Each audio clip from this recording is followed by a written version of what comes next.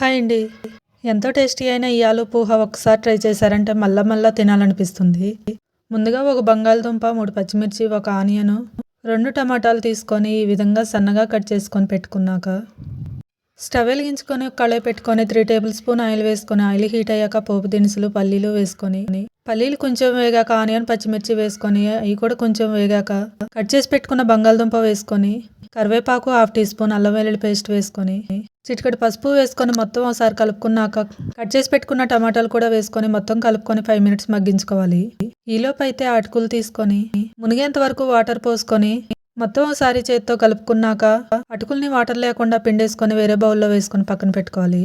టమాటాలు 5 మినిట్స్ మగ్గాక అటుకులు వేసుకొని రుచికి సరిపడా ఉప్పు వేసుకొని మొత్తం ఒకసారి కలుపుకున్నాక ఒక నిమ్మకాయ తీసుకొని మొత్తం పిండేసుకొని కొత్తిమీర వేసుకొని మొత్తం కలుపుకొని సర్వ్ చేసుకుంటే ఎంతో టేస్టీ ఈజీ అయిన ఆలు పూహ రెడీ.